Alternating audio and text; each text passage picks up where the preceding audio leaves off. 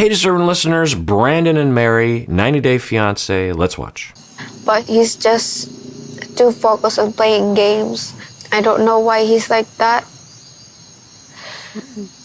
I will be more than happy to discuss with him the amount of time he plays on his damn video games.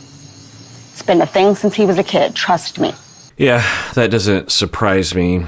And I will reiterate my hypothesis that it's not a video game problem that he has, but a depression or self-esteem or trust issue that he has.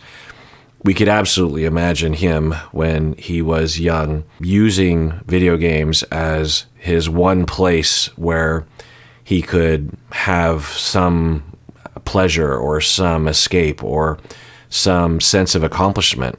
I mean, that's one thing that if you don't play video games, you wouldn't necessarily know. But for those that do, most video games have figured out how to hack into our natural tendencies, our desires, our needs for accomplishment, our needs for connection, our needs for power.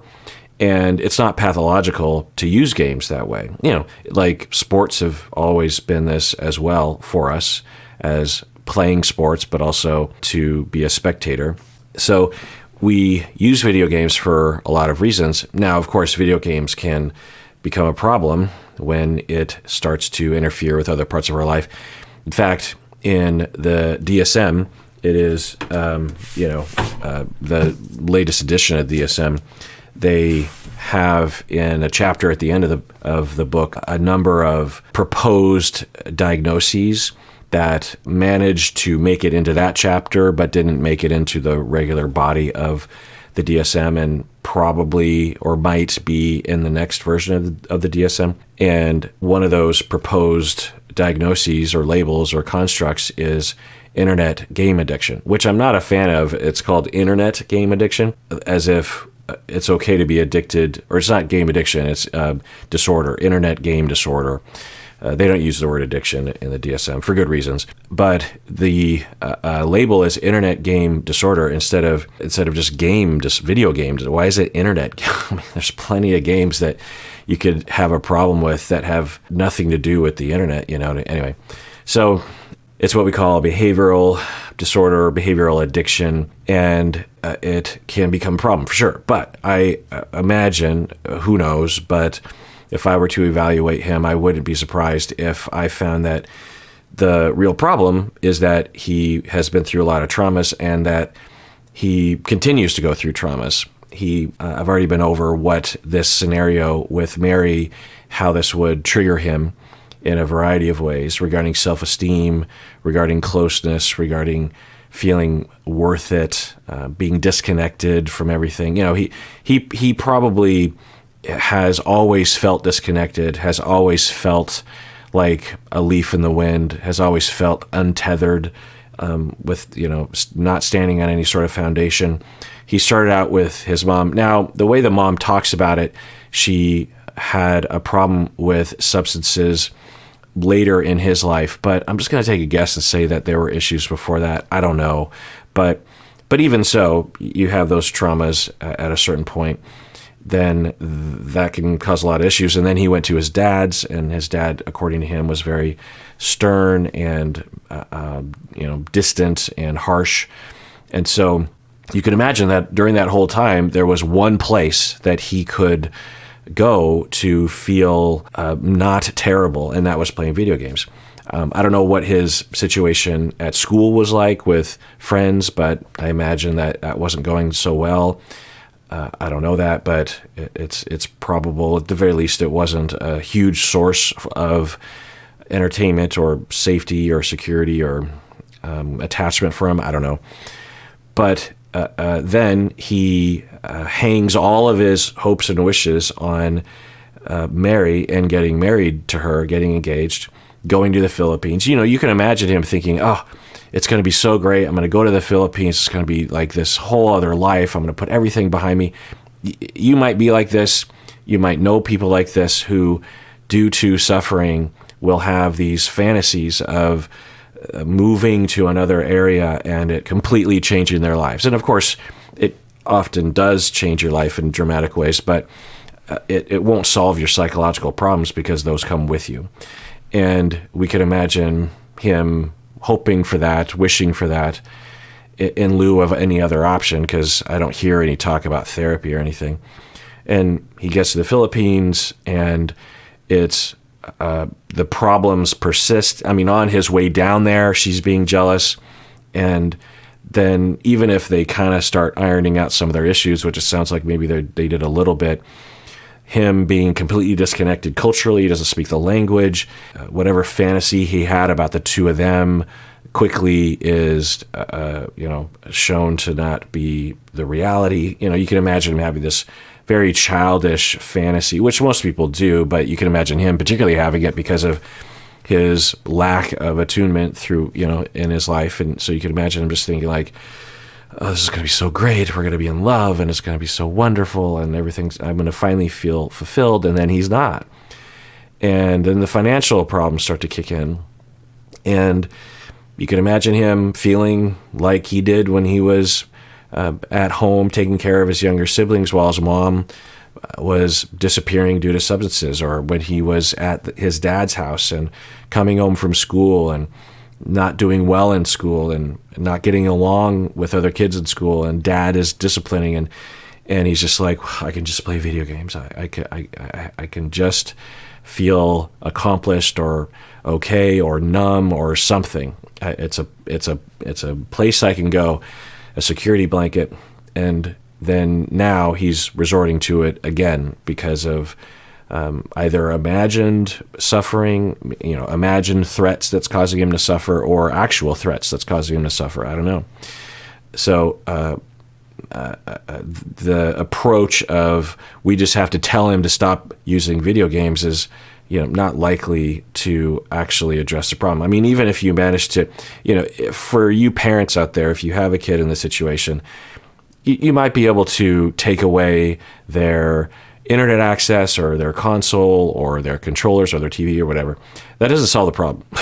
It does not. Now, there are some people, independent of trauma, who will become compulsive around video games because the games are so effective at getting under our skin. I mean, that's how they design them specifically to be addictive, so to speak. And when people have compulsion towards it, we shouldn't be surprised, particularly younger people, because they don't have the ability to push back. They don't have other things in their life. They can, the anecdotal experience that I can recall, and also I think research demonstrates this, is that when younger people start to go down the slippery slope into addiction, they go much faster for a variety of reasons. Their own prefrontal cortex isn't there to guide them at all. They don't have much wisdom about this sort of thing. Their emotions are hard to deal with anyway. They have a lot of time in their hands, So I wonder how this is going to go. Yeah, you don't. I'd be worried too.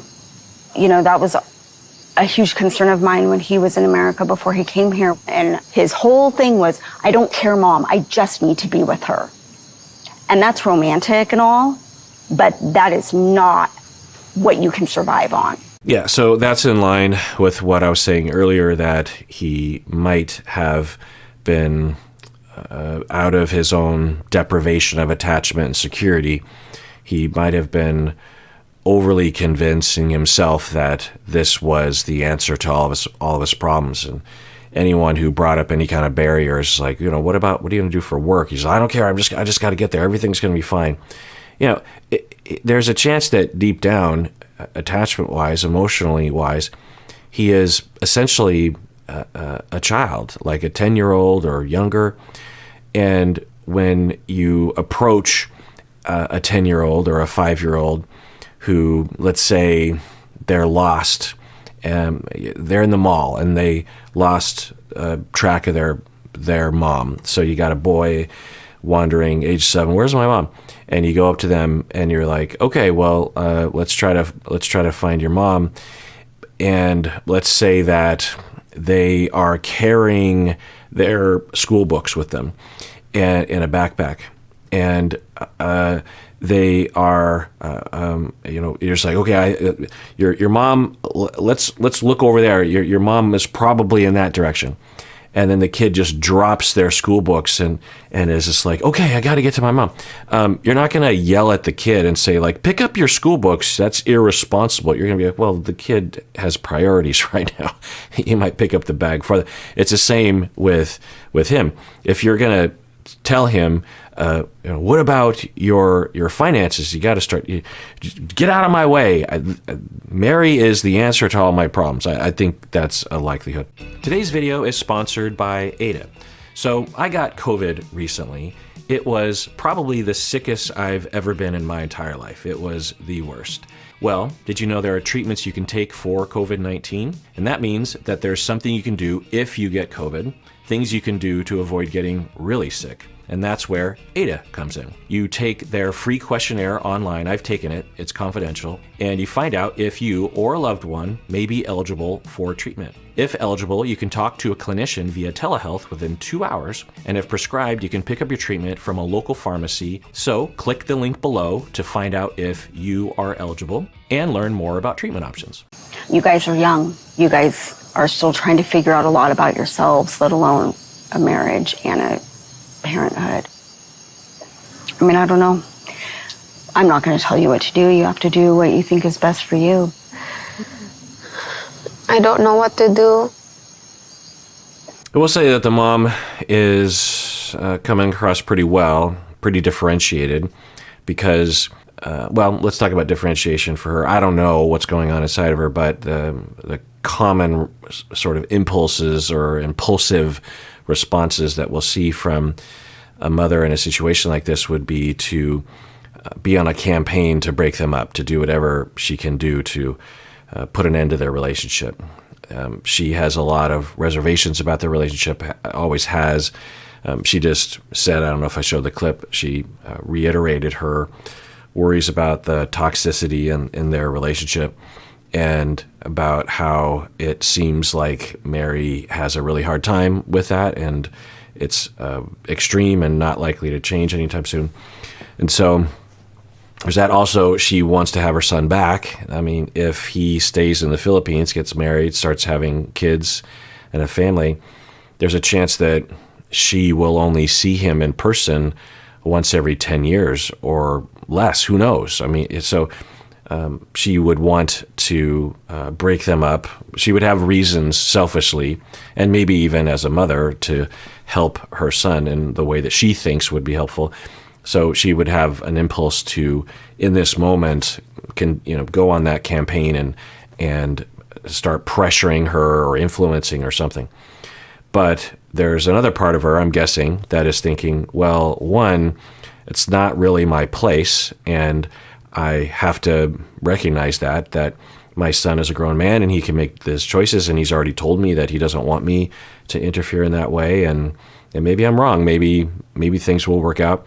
Also, there's Mary, and I don't want to ruin her life. Also, there's a kid coming, so I have to think about this. What's the best approach that I can have for this situation? Many people, maybe even future me and future Brandan and future Mary, might think that right now I should be actually pushing them to break up or some other thing, and yet I still need to think about what's best for everybody, including me. And what probably is best is that I'm here and that I will listen and throw stuff out there, but I should really try to avoid giving any specific advice about breaking up or not, or where you're going to live or what you're going to do. I'll validate, I will hear, I will listen, I will... Another piece is that the couple is having financial problems. And another impulse that a mother would have would be, well, I'll solve the problem, I'll figure it out, I'll send you money or something, because the minimum wage in the United States compared to what the typical wage in the Philippines is there's a huge gap. And so a little bit of money from her could go a long way for them. They even went over their finances a little bit in the previous episode about the store, about how much income they were hoping to get or how much investment. And I think it was on the order of they were making like $10 a day. I mean, that wasn't what they wanted to be earning, but anyway. Point is that there would be another impulse from her, and perhaps her higher mind would be thinking, well, I can't constantly save them. They have to figure this out. This has to be a long-term solution. If I were to send them money, it would just postpone the inevitable. And so they need to start bumping up against the reality of life and figure out who they are. Are they the sort of person that are going to buckle up and do this, or do they not have it in them? Particularly Brandan. So that's differentiation, is that ability to notice your feelings and evaluate them and think of the bigger picture and retain closeness while retaining distance, and differentiating between what I want and what they want. I want something and Brandan wants something different than what I want. I have to remember that and hold on to that and allow myself to have my wants, but also allow him to have his individual wants. So she's being very differentiated, is my point. But I need to do something. Another thing that I'll say is that this situation seems lacking in shenanigans because of the way that people are talking. I'm always appreciative of the show when it lacks shenanigans, meaning manipulation by the production or even by the cast. So that's, I guess, good. But it's bad because there's a lot of suffering. The other thing I'll say is that it's possible that Brandan, a big factor in him wanting to even date someone in the Philippines might have actually been one of avoidance regarding finances and responsibility, which we could also absolutely imagine. I don't know. There's a lot of possibilities as to what happened to him in the past, but if we go with at least some of the signs, if I were to write a story that is, of course, speculative, that while his mom was using, he was parentified. At the very least, when you have neglect, even if it's an only child, they will become parentified because they often have to make their own meals. They become concerned about the safety of the parents, that sort of thing. But it could even be furthered by him feeling responsible for the younger kids. And so he's when you parentify kids, the trauma for them is that they are being denied their childhood. They're being denied those phases of life where you're able to develop into responsibility. And the development into responsibility takes decades. You don't, at 18, just suddenly have a wise perspective about responsibility. It could take into your 50s, 60s, 70s to fully ferment, if you will. I don't know why I said ferment.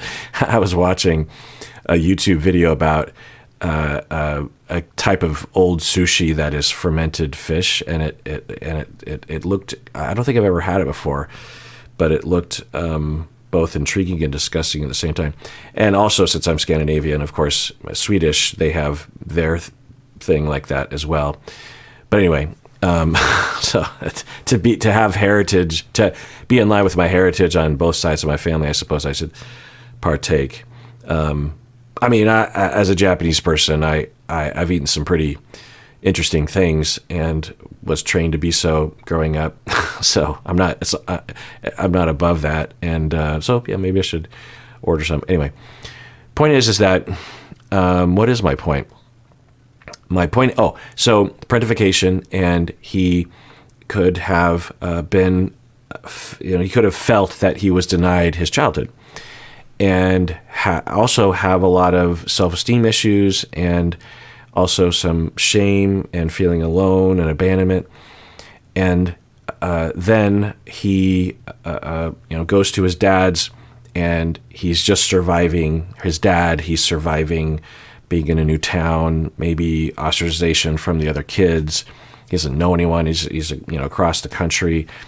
And then he moves back to Oregon and probably, again, is just trying to survive. He kind of has that look to him, right? He's living with his godparents. He's in an RV.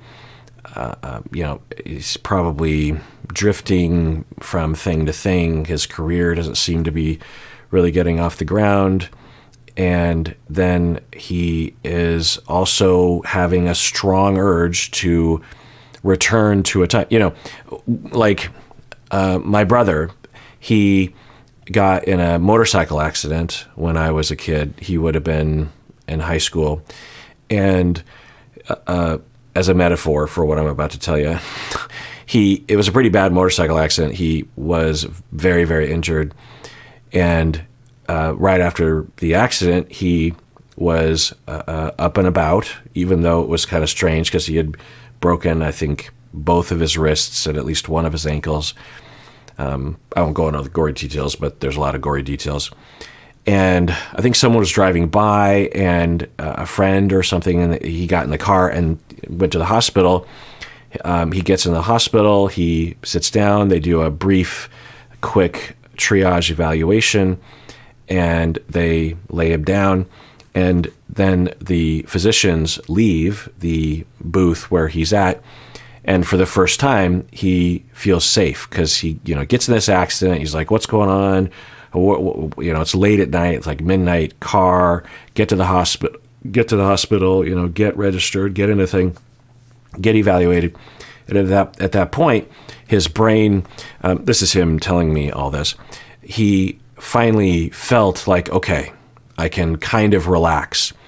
Well, that's when a lot of things changed for him psychologically. He started to feel a pain for the first time, and he started to have anxiety. And I think he might have even fainted or passed out. And he thought it was kind of interesting that when he finally got to a safe place, he was able to feel. And all of us are like this. So for Brandan, you can imagine him from some early age never feeling safe through his mom's addiction, going to dad's house, and then coming back to Oregon, living in an RV. It's not very, you can imagine not feeling very secure. And, outside godparents' house, his career isn't necessarily stellar. He doesn't know what is going to happen in the future. And he doesn't have anyone in his life. He meets Mary, but he's not really with her, right? He's not in. He can't hug her. He can't be with her. He, has a lot of hopes and dreams wrapped up in this. He finally, gets with Mary, is with her, and then he relaxes. Maybe for the first time since he was a kid. Maybe for the first time in his life. I don't know. And he just lets go of all responsibility. He has been acting responsible, overly responsible when he was young, but also trying to hold things together while trauma is occurring for him over and over again. And he is, waiting for a time when he can return to, business at hand, which is to be a 13-year-old or whenever it was that he had the first introduction of the over responsibility.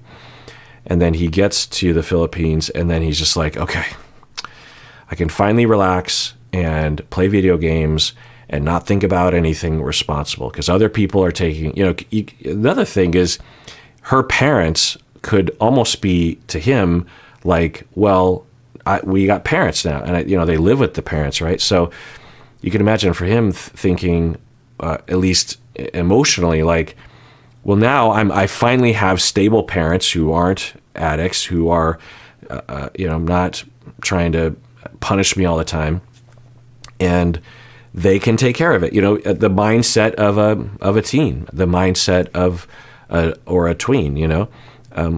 That's the mindset you want your 12-year-old to have, where they don't come home and worry about how the bills are going to get paid or whether or not you're going to come home. You want your 12-year-old to come home and maybe do a little bit of homework and then just let go, just completely not think about responsibilities and pressure and the future. You just want them to be able to be that way. So it's possible that Brandan, for the first time, is returning there. So one thing that I heard or read somewhere was, you don't marry the person that you can live with. You marry the person that you can't live without. Mm-hmm. And so I guess I would ask, when you picture your life, do you picture your life without Brandan? Can you imagine your life and raising this baby without him? That's interesting. I don't know if she's trying to influence it all. It doesn't really look that way. You know, I think it could look that way, but really it's not actually influencing, right? It could look that way because she's on the fence, but that's telling that she's on the fence, right?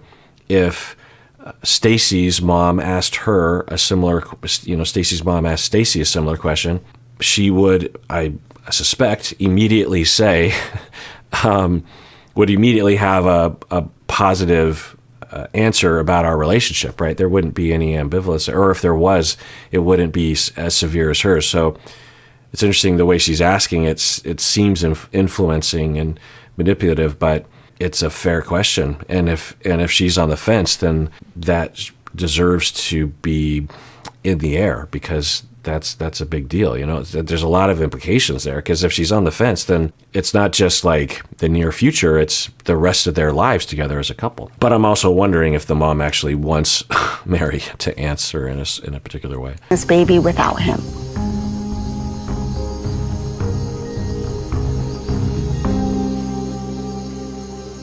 No. No. I know that I love Brandan, but I don't want to carry this alone. I just need reassurance for the future. Yeah, you need a partner. Mm-hmm. Yeah. I don't know how quick that answer was, because they always edit this to manipulate us anyway. So the way they edited it, the first time it looked like she was on the fence, but now it kind of looks like, in fact, I don't think I showed you how manipulative, I want to show you how manipulative this edit is. So in this episode, they had a cliffhanger, but let's rewind it. Can you imagine your life and raising this baby without him? Okay, so the first manipulative edit, I think, and I can't know because they never do a two-shot, is that the way they're editing it, the mom is asking the question, and then it looks like she's hesitating, right? And maybe she did, but I suspect she didn't. And she looks to the mom, and in this moment, in all likelihood, what's actually happening right now is she's listening to the mom talk. But the way they edit it, they have the mom talk, and then they show this like non-responsive Mary, and then there's another massive manipulative moment coming up.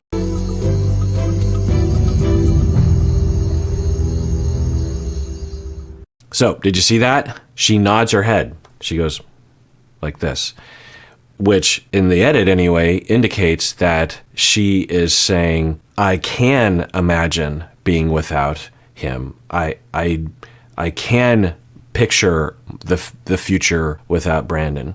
Did you see the nod? And then they go to commercial or whatever. So there's a cliffhanger right there. I'll just rewind.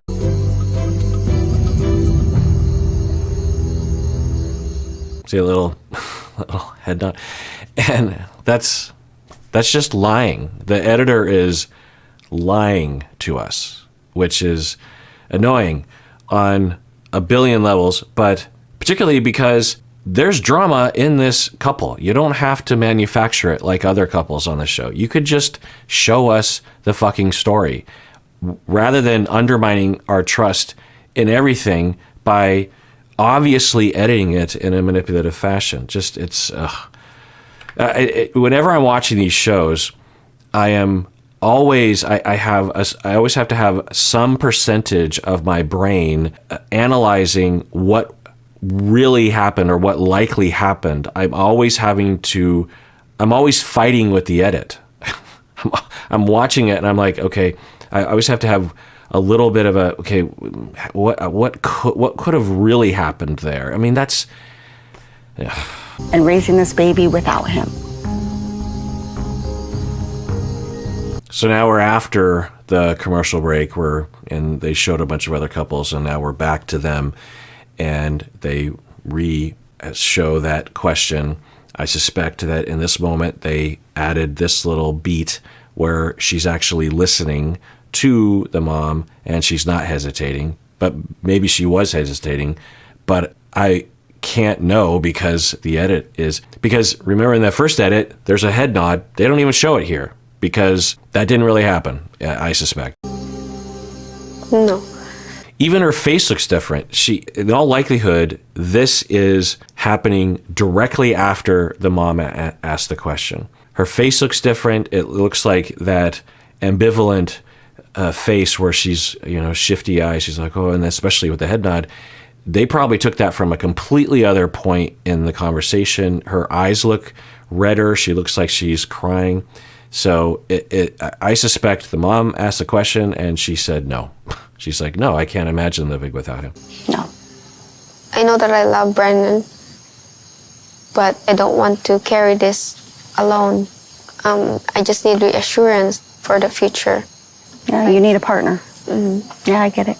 Okay, well, let's adjourn there. And everyone, please take care of yourself because you deserve it. You really, really do.